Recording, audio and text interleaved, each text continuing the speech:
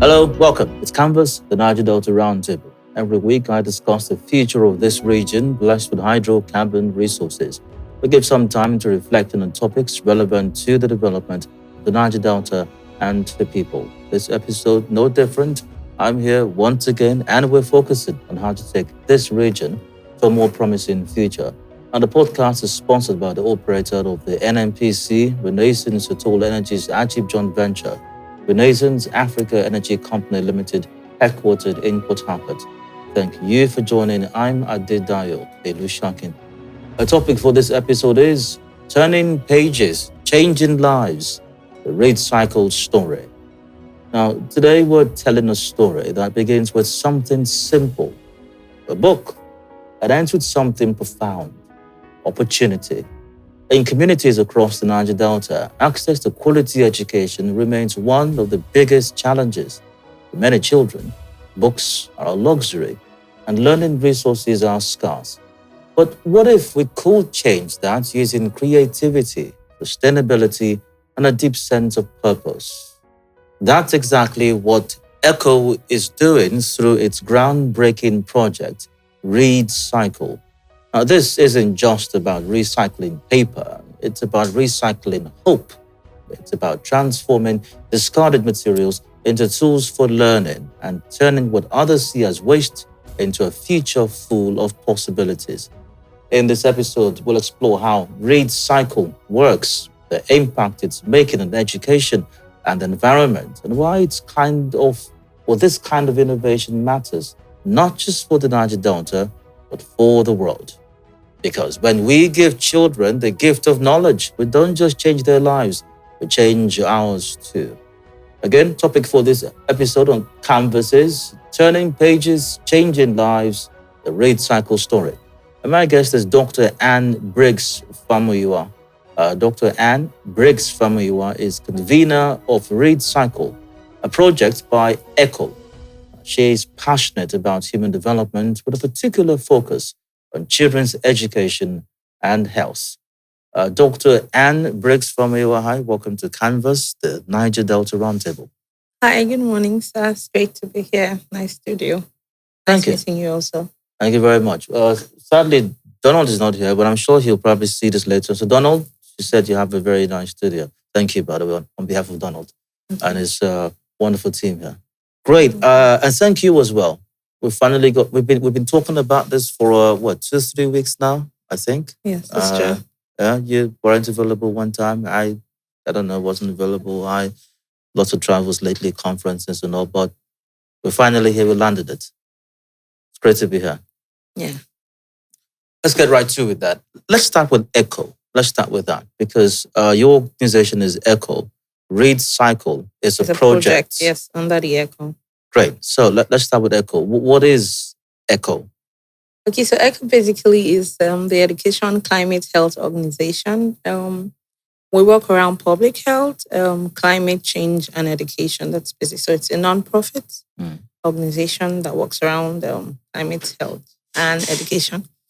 And so for the READCYCLE, before you get to READCYCLE, okay. I get that a non-government organization is concerned about climate, and there are quite a number of those out there, and that's commendable. But one would think that your focus on education would be strictly, so to speak, climate matters or climate issues. Is that the case, or is that different with ECHO? No, that's completely different. So while ECHO is holistically, let me explain that to you. So we've been in public health for a while. I've been in public health, and we found out there's concept called One Health. So everything is basically all tied together. Because how healthy can a child be without clean environment? And how safe is a child? How bright is his future without education? So it's all intricately tied together. So that's basically that. And then, so having worked on TB and HIV and health strengthening, we've just seen that all these things they're all interlinked. They're all together. So we cannot remove any part. It's all together. I don't know if you understand me. No, totally. So what then got ECHO into READCYCLE? what then got READCYCLE into ECHO. That's that's fine. ECHO is the mother, READCYCLE is the child. Okay, so I'll tell you. So we're doing some biology there. Yes. So what happened was we went somewhere during a TB intervention. You usually have outreaches in schools. So that is usually targeted around Children's Day. So we go to schools, test them for TB. So we went to some school, migrant fishermen school in Ipukulu. And normally when you go see these children, you give them incentives like biscuits, sweets, And so when we got to that school, he had asked the children, normally when children see biscuits and sweets and all that, everybody's excited. So we'd ask for those that are coughing because that is a predominant sign of TB. That's if you've been coughing for over 2 weeks, you'll be called a presumptive. And so other signs. So we had asked, and so before we didn't want to test all the children, so we started asking conversation starters, can you spell? But I started saying, can you spell cough? And I was actually talking to primary 5, primary 6. They're usually the bigger ones most times. And so I was asking, can you spell smile? Can you spell cough? Surprise, surprise. We had children that were above 10, not able to spell smile, not able to spell cough. And so we started asking other questions, can you, and they couldn't even string together proper sentences in English. And so we looked past that, did the testing, collected the sputum for the presumptive children. And looking at that school is in depravity. Like, you could see it. I'm trying to paint a picture, but nothing else. So the school is completely run down. The roofs are not covered, so you could imagine when there are no ceiling boards. Yes, that's the ideal thing. And then because it's just by like the seafront or the bank, I think there's something about the building not being stable. So the whole platform, the walkway on the school is completely broken down. So the school is, I would easily call it dilapidated. But what is this again? That's in Borikiri. Okay. So I said, okay. I just figured, and as a mother, I figured, I looked everywhere. The teachers were there. I said, maybe these children don't have resources, because basically if they had books, and we had looked around, I had a good look around, went around the school. We had engaged all the students. And so I told myself, I said, I'm sure they don't have books. And if they had access to books, they would be able to read better. And so I said, okay, what can I do? Because for me, I'd say, let's all be pragmatic. Let's all get it, but we can't always rely on the government. So I went, sourced books. I felt that was the only challenge. So I went, sourced books, took it to the school. That was last school session. Okay.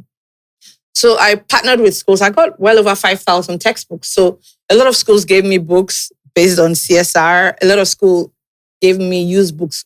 Because we didn't have the capital, I had said we could actually take old books.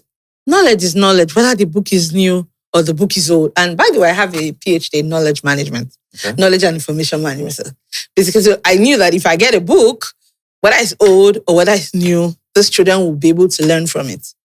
And so we got the books, we took it to the school. Now, we're hoping that we'll turn around the children, right? That's your hope, right?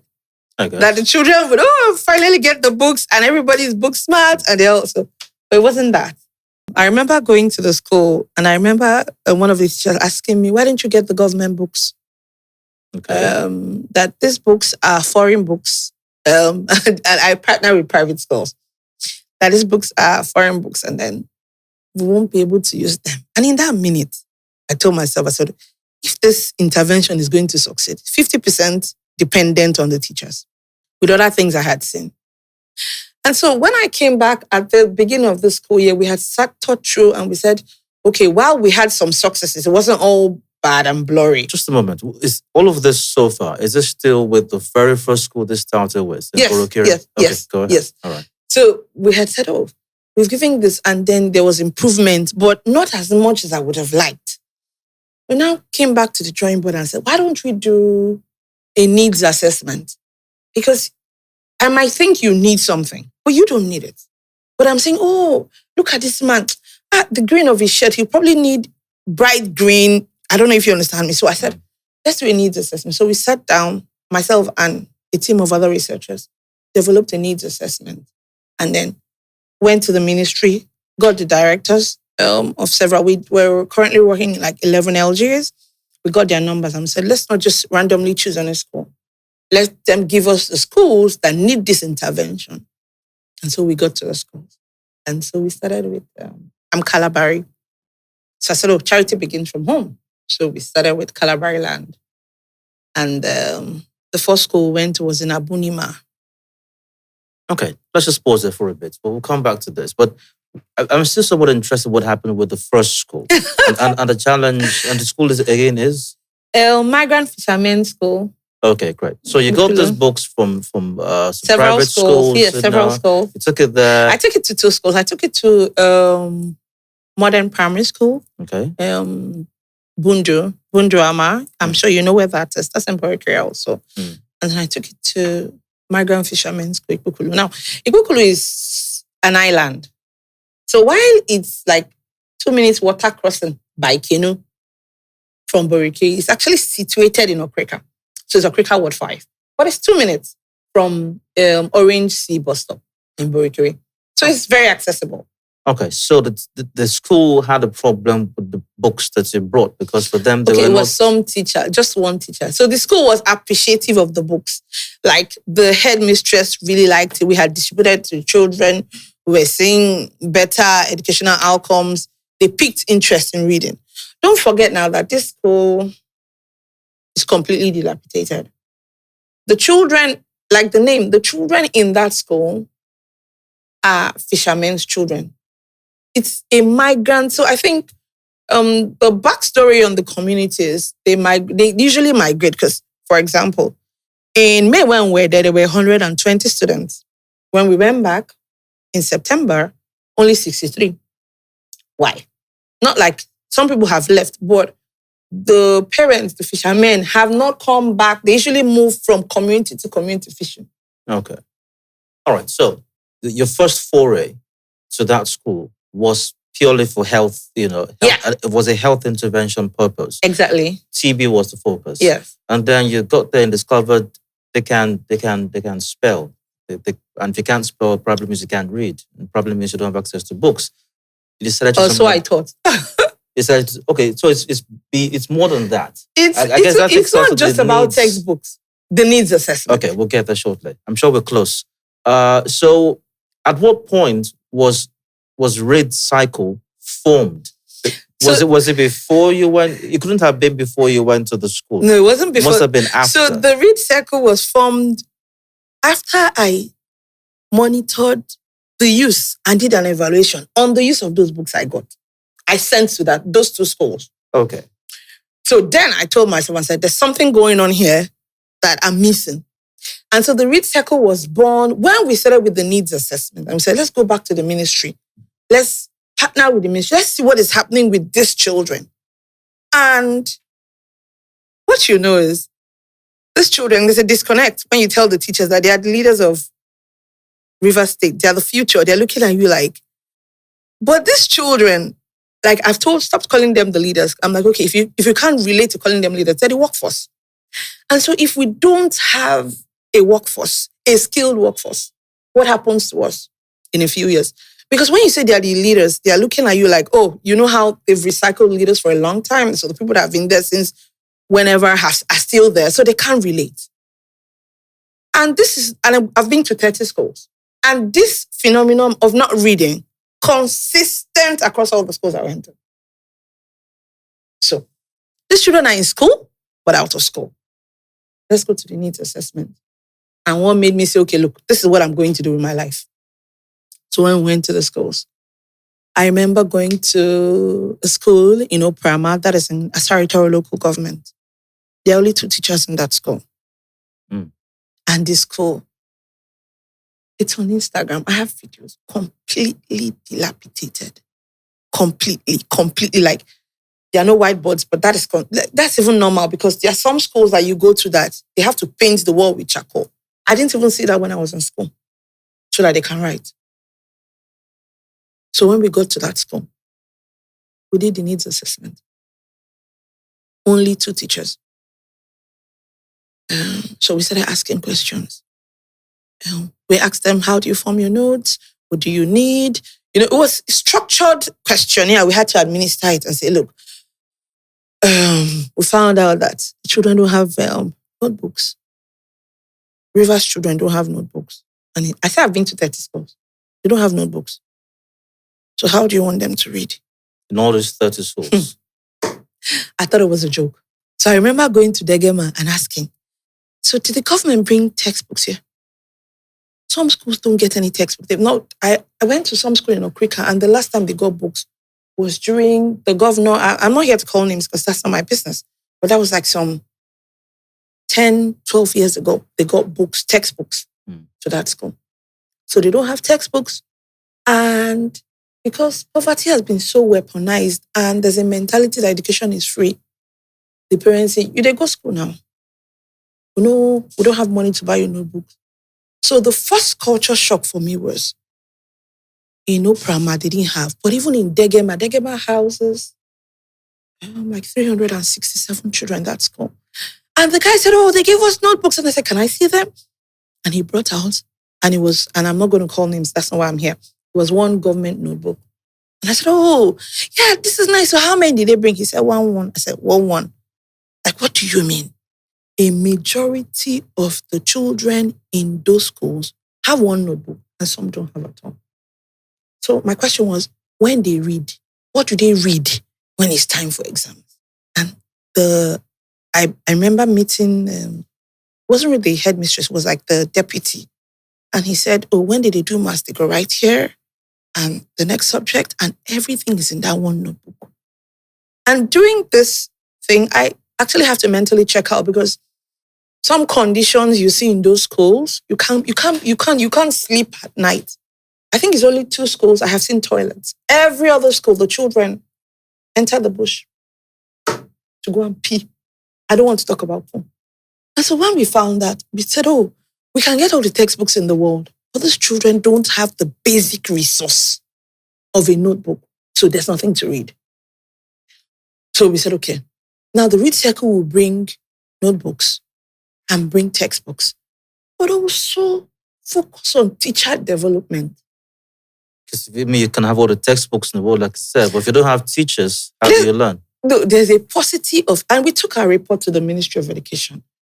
There's a paucity of teachers in Rivers State. Okay, let's take it from there. It had a needs assessment. There was or is a report. What did your investigation reveal? In summary, I'm sure you have like bullet points and all of that. So. There's no infrastructure in most.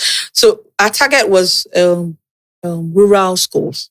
Because if we go to Port Harcourt, all the schools are looking fancy. They paint them, but that's not really painting the picture of what is really happening out there.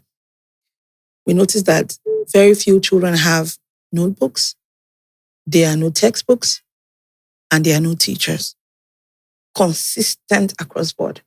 There are no toilets. I'll tell you a story.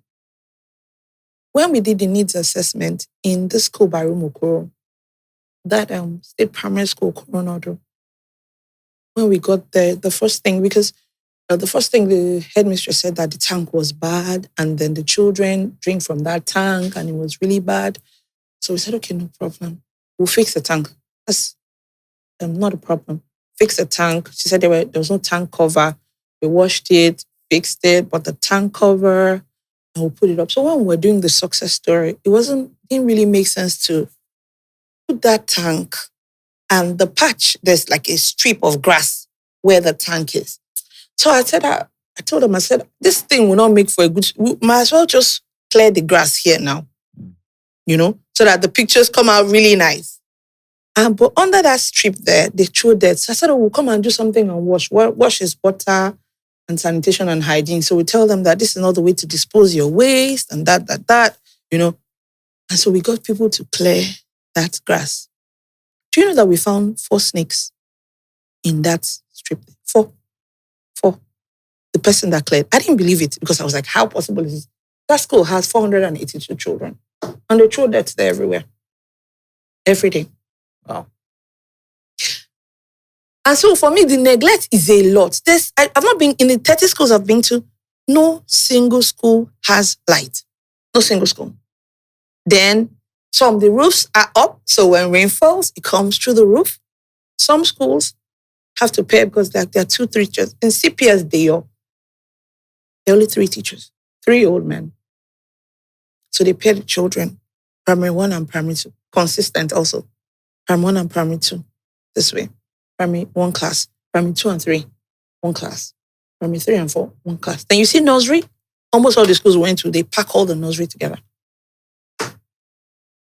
Because either the classes are dilapidated, or there's no chair, or it's not safe. So he presented this gory report of a situation, or gory situation of a report to the ministry. And what kinds of response did you and your team get? What were you hoping for? They'll call me and say, oh my God, they're going to change. Nothing. Because of the change in government, I think the PAMSEC was Dr. something, but I heard that PAMSEC is no longer there. So I have to go and present another report again. But that report is there. I sent it in because the READCYCLE did not hope to find, we just said, let's give them books. Let's just do some monitoring and evaluation. Let's bring in, because now the books are recycling and upcycling. And there's a part I told you that those schools we partner, we will tell them and say, give us we don't really want your new bags, but you know how children change bags almost every school year. So give us those bags, give us those shoes. We're saving the planet. So let's talk about that now. So once again, you've painted a picture of how all of this started. Yes. And then eventually READCYCLE was formed. Okay. At what point exactly did you form READCYCLE? Was it after a needs assessment? Before the needs assessment. Before the needs assessment. After monitoring last school year and saying that giving the books alone was not enough. Okay. Then you did the textbooks, I mean. Yes. Then you did your needs assessment, you formed READCYCLE. So now that you're aware that the problem is hydra-headed and not just about giving books, textbooks alone, how does READCYCLE work now? What do you do now exactly? And how do you do it? Okay. So what the READCYCLE did is we went to the schools, met with the headmasters and said, look, you know what? This is what we're going to do for this school year. Part of the feedback from the needs assessment is children don't go to school because teachers don't come. So we had told them, we sent them a document and said, the school that has the best outcome, educational outcome, would win some prize money. So that will motivate the teachers, do you understand, to come to school. But I read something about the Cobra effect, and I found out that if I'm just looking to pay for just educational outcome, win the prize money, at the end of the day, I might not gain anything. It might not really be completely successful. Let me explain that. So, when we would call the headmaster and say, Prama, we had 11 children only in school, because all the children during school hours, they leave school, go and pick them. That is something we also saw. The children are not in school. So, Prama, when we told them that we're coming and we're bringing books and bringing things, we found 65 children the day were coming. So, my thought was, and my team's thought was, so if they know people will show up, the children will equally show up. So we went and modified the READCYCLE and said, there are 3 indicators on the READCYCLE. We're going to measure you on student retention, because now we're saying we've noticed, and from FGD we had with parents, so they know they go to school because they know they come, teachers know they come.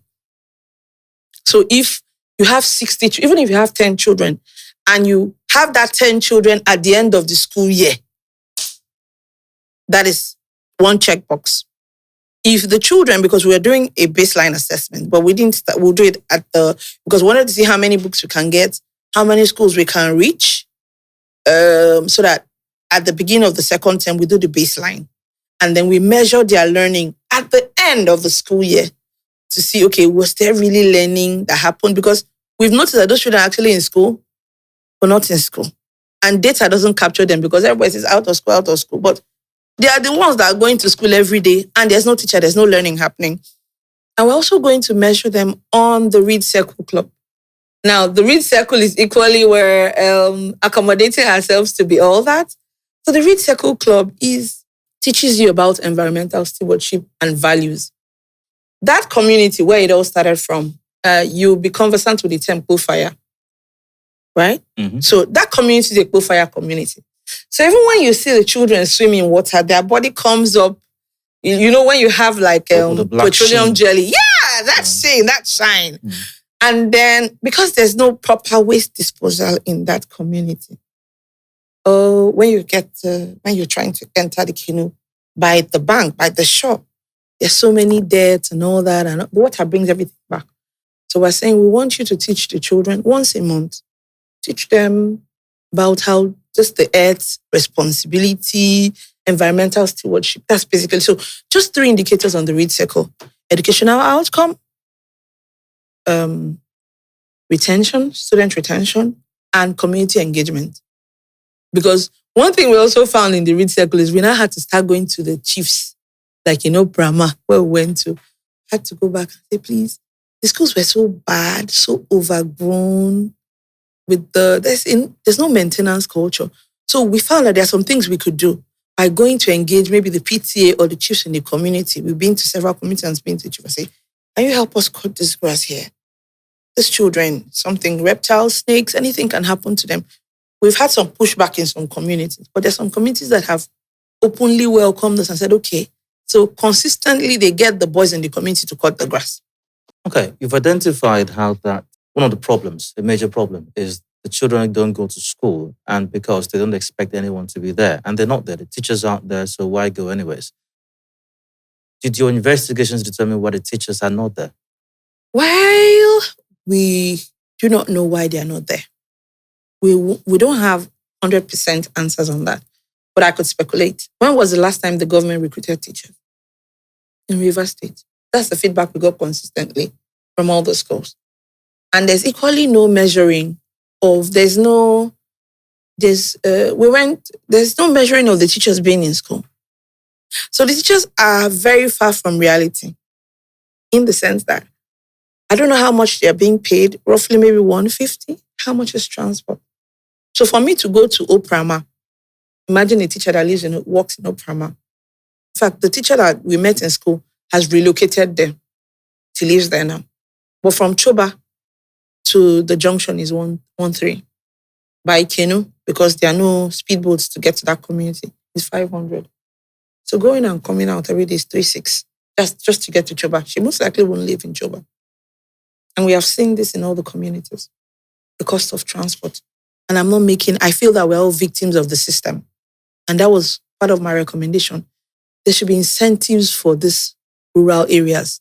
People shouldn't use their whole salary to pay transport to school. Go on. But I don't think they are monitoring them. I don't think there's a system that is in place, because I know that in private schools, there's a check-in where you come in and you clock in. They don't have those things there. So if the headmaster or headmistress is not coming, we went to some school in Gure. That school in Gure has only the headmaster. Every other person is here. And the volunteer is powered by their community. And when I asked, he said everybody, some have died, some came and they took, what's that thing called, redeployment or transfer. So he's the only one there. It is Canvas, the Niger Delta Roundtable, brought to you by Renaissance. I'm speaking with Dr. Anne Briggs family, where we're discussing how her project, READCYCLE, is helping to reshape the narrative as far as education in the Niger Delta is concerned. More when we return, so please stay with us. In the heart of our journey, where the sun touches the earth and the wind whispers through the trees, a new chapter unfolds. A chapter where energy illuminates more than just bulbs. It lights up minds. A chapter of unity, a coming together with a common goal to energize futures and illuminating lives. In classrooms, young dreams evolve, inspired by the promise of a brighter tomorrow fueled by available energy. Small businesses flourish, becoming seeds of prosperity. Energy that empowers and is catalyst for growth and change. The future is energy. So, let's light up the path to a sustainable future together. Energy for you, me, and the world at large.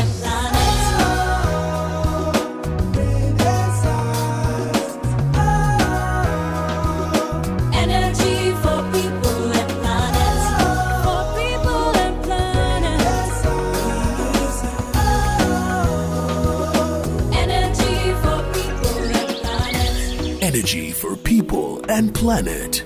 We are Renaissance. Welcome back. Still Canvas, the Niger Delta Roundtable brought to you by Renaissance. I'm Dio. Turning pages, changing lives is the topic for this episode. My guest is Dr. Anne Briggs. Family, you're welcome again. Hello.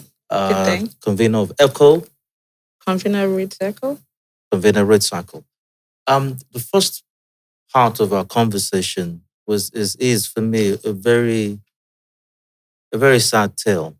And I took notes. I was saying this to you when we had stopped recording after the first one went on the break.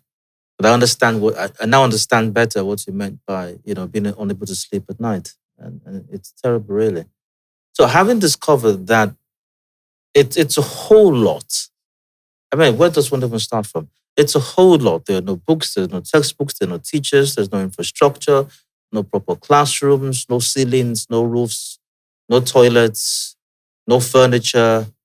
So I'm not even sure what to say right now, or the next question to ask. So what is READCYCLE's approach? Because it's so much, and I'm not sure that one organization, one person, or one team can handle or deal with all these things you've mentioned. So as READCYCLE simply say, you know what, this is more than we can handle. It was nice meeting you all. I wish you the very best. We're heading on back home. Or is READCYCLE doing something? And if so, what exactly? Considering it's just so much. There's no way READCYCLE would go home without helping. I'll just give you a brief example. So look at the bandits. I look at them. There's a video they released on Twitter the other day. And one of those children, one of those boys, now, I whatever happens, that's for them. Some of them are really young boys. And that could be any child in the Niger Delta. Because you know that there are no teachers in their classes. And some of these children, not all of them, some of them are hungry. I'll paint a scenario for you. If somebody comes today and say, take bread, take Coke for a child that is hungry, a 10-year-old boy, comes the next day, comes the third day, the fourth day, he says, come meet me somewhere. Do you think that child will say no? They're just sitting ducks. So we're looking at them and saying, oh, but they're sitting ducks.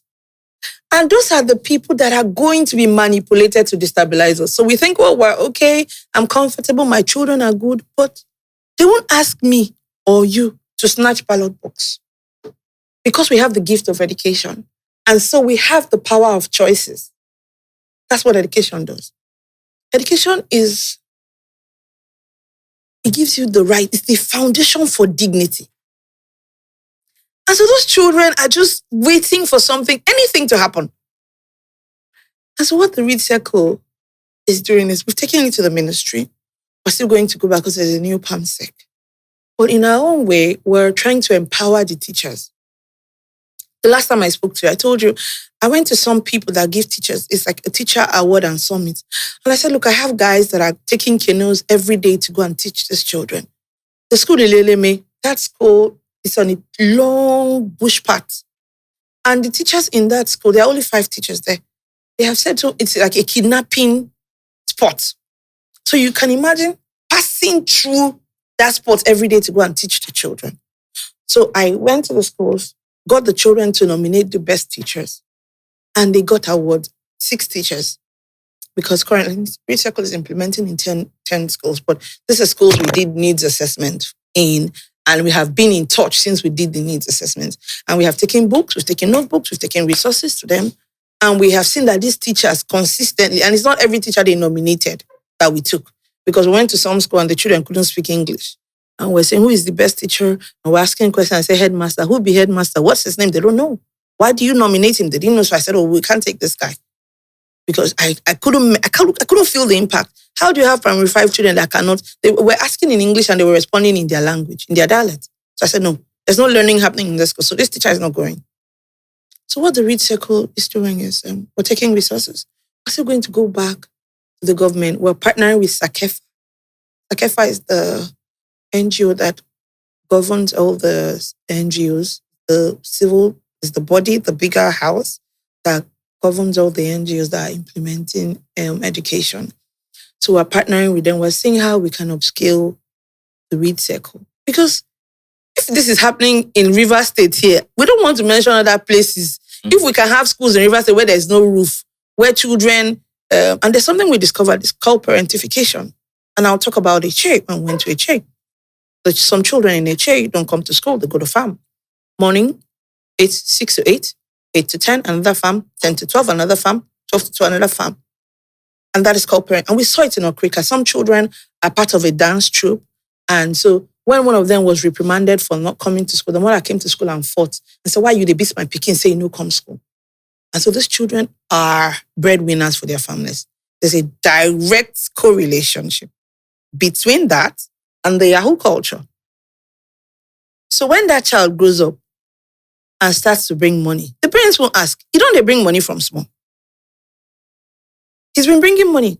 So if he starts to say, I the hustle, what are you doing? What are you doing? The parents will not ask because that child has been bringing money. He has been a breadwinner. So parentification is where the parents abdicate their roles to the children and the children now assume responsibility of the parents. And so what we have done with the READCYCLE is provide resources, encourage teachers, provide learning resources. And we're looking to possibly train some teachers, some public school teachers, so that in the eventuality you don't have enough resources, you can develop your notes from the internet. The internet is limitless. The word READCYCLE, when I saw the word, it looks like a merger of two separate exactly words. what it read is. And cycle. So and recycle, I think. Is that correct? Yes, so the READCYCLE. So it's basically coming from read and to recycle. Okay. So we know a book can be used 100 times and the knowledge is still valid. So besides books, books inclusive, what else is recycling? So we upcycle anything that promotes education. So we give bags. So we ask you, we're saving the planet basically, because all those things end up in the dump sites and all that. So we say, give us your gently used school bags, give us your gently used books, give us your pencils, your crayons, your resources that you basically did not use in the school year. That's basically so anything that would keep those children, I call them my children in school, we take it to those schools. So we upcycle all those things, giving them longer lifespan. So the first encounter, once again, was with the school in Burukiri, or two schools, I suppose. And it was just about textbooks then. But you're doing a lot more now. You've got into notebooks, school bags, crayons. You mentioned the whole lot. Educational resources. Exactly. How successful have you been with that? And are you getting the kind of traction that you want to hope for from? Because you must be getting these bags from someplace. Okay, well, getting more won't be bad. That's the truth. But I've gotten currently out of my pocket, we've been able to implement in 8 schools. So we've taken bags. Not every school we take bags to. We also take clothes. Don't forget that. I didn't mention that. We also take clothes. But every school we're implementing, we've taken notebooks and we've taken textbooks. How many schools again? 8 schools for this school year. Okay. So, but what we did with that school in the last school year was we gave them the initial school in Burukiri, we gave them, I think, 900, almost 1,000 books. So those books, they didn't exhaust them. They were just textbooks. So we took notebooks back this school year because they don't need textbooks any longer. They now need notebooks. In your estimation, what has been the most rewarding part of working on READCYCLE? And can you share a story while you're on that, of a story of a child or community that's been greatly positively impacted by this initiative? While I don't have any big, because the READCYCLE is under 2 years, so while I don't have any major out of the top stories, I like the fact that that school in Oprama that started with 11, the numbers have increased because the Read Circle went there. Same thing for the school in Eleme.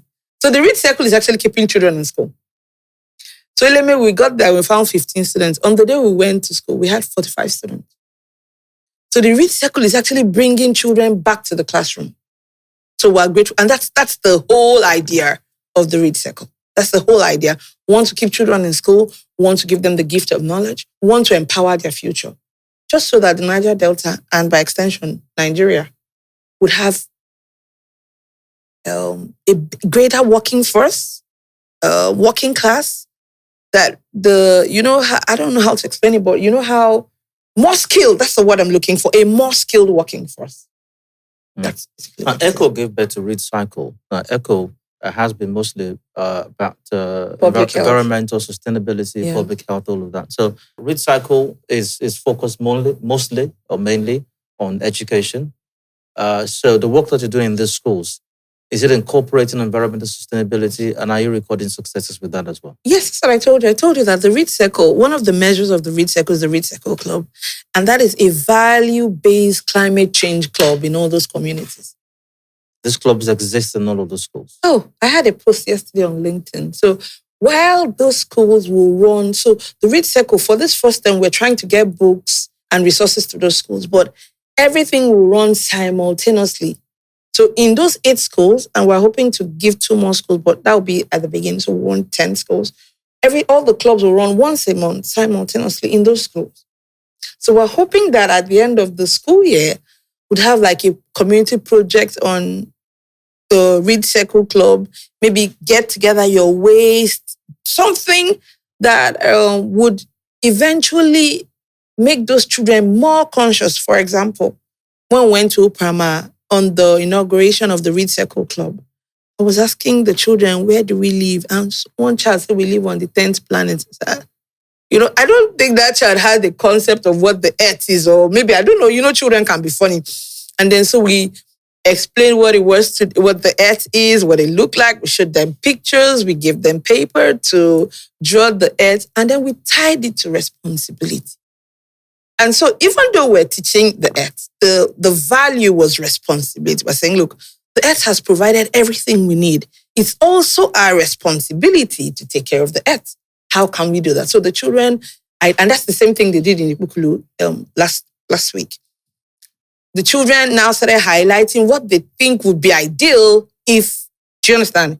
If we take care of that, what are the things you think you would do?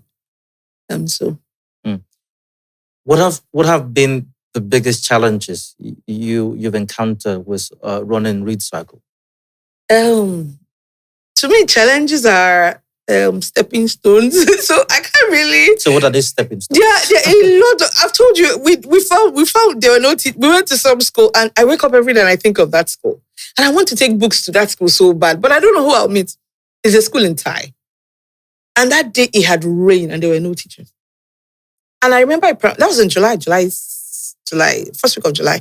And I remember a primary 6 boy telling me, when we go write a common entrance so that we go secondary school. I was opening my eye like, common entrance, they started writing these things. Before July. In fact, by July, your parents will have an idea of the school you're going to get into. And the biggest challenge, now speaking of challenges, is the fact that all 30 schools I went to, I'm unable to get to them.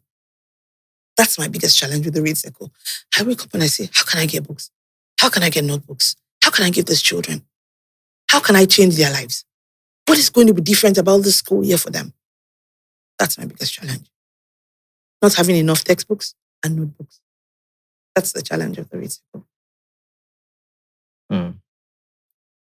Do you see yourself being able to overcome these challenges? And where do you see READCYCLE in the next, 3, 4, 5 years? I will overcome these challenges. They're just challenges. I'll find a way.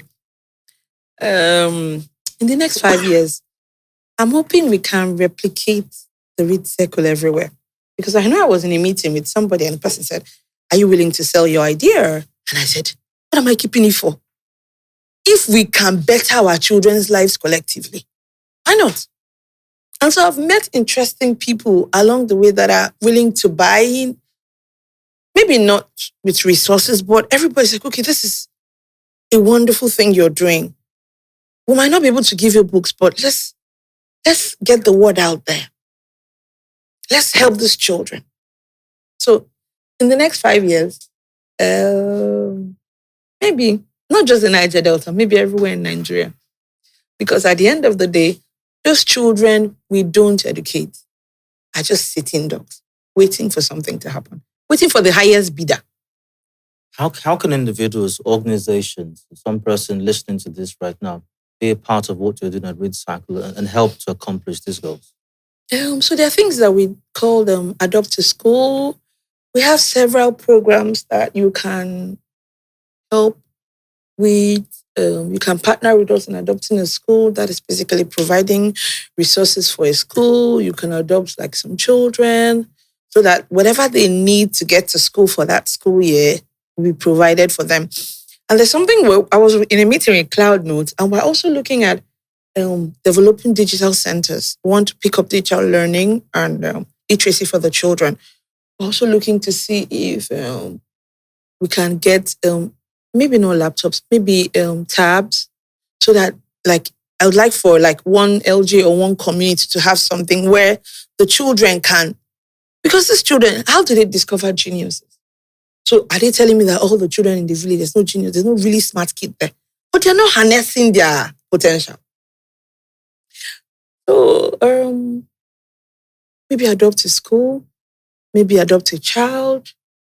You can even donate your children's used bag, because as long as it's gently used, you need to see the children we give those bags excited, like everywhere is bubbling. Like, when you're a child, they give you a brand new school bag. That term is perfect for you. Like, your friends are going to be in trouble. We just want to keep them in school and make sure that learning is happening. For those parents or guardians or older persons who may not be so sure, they get it, education is good, but don't really, because I'm sure that this episode, like previous episodes, have run all over River State and Niger Delta, even in rural communities, they hear it as well, hear the program. I want you to drop a message to help them understand the importance, how crucial getting an education is and what it does and will do to their children. Let me just break it down like this. You know how when we're younger and then we have our parents say, that guy gets standard 6. There's this dignity when they mention, it wasn't university, not so much. Can you remember? That standard 6 was like, when they say somebody has standard 6, it was like, oh, the person is altered, super smart. That's what education does. Education gives our children the right to make choices. I told you, it's the foundation for dignity. And so when you give that child the gift of education, he's limitless. It can be anything. He has the power to choose what he wants. Can be a doctor, can be a lawyer, can be anything. Can be anything. So when that child is not educated, I don't want to think about what the outcome will be for us as parents, for us as citizens, and even to the environment. I refuse to fund, because for me, the books have to come, the children have to be in school. We just have to do what we have to do so that it just keeps moving. We're positioning Africa to be the world power. And we have a teeming youth population. What are we doing with those children? What is the future of Nigeria? What is the future of Niger Delta, of Nigeria, of Africa in the next 30 years if we leave these children behind? What is the future? How can anyone get in touch with READCYCLE? My website will be up before the end of the week. I think I'm on LinkedIn, I'm on Instagram, but basically my website, my number is everywhere. Okay. Well, my website will be up. I'll also send that to you to be on my page on social media. All right. So I'm sure that, by the way, in case you're watching this, you will see the social media links. But for anyone who's just listening to this and not watching the podcast, can you read out or call out your social media handles? Okay, so my name is Anne. I think Farmer you are. and Briggs Famuyiwa on Facebook. Okay. And Famuyiwa. Famuyiwa would be F-A, and would be A-N-N-E. Mine has an E. F-A-M-U-Y-I-W-A.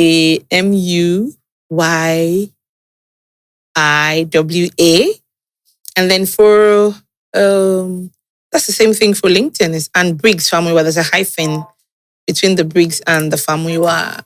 I don't have a page on LinkedIn. The Echo. So all my work from the READCYCLE and the Echo is on my page on LinkedIn. Yeah, that's it. But my website will be up and running before the end of the week, because the project is now becoming bigger. Because everybody is saying, these things, like I spoke to some guy and he said, do you mean the children, these schools you are talking, you said it also, is it in River State? And I'm like, yeah, like where do you think they are? So the project is definitely becoming, but let's hope we can get all the children back to school and back to learning. Thank you so much. And that will wrap up this edition of Canvas, the Niger Delta Roundtable, being discussed with Dr. Anne Briggs Famuyiwa, the convener, Echo, convener, READCYCLE as well. The topic has been Turning Pages, Changing Lives, the READCYCLE story.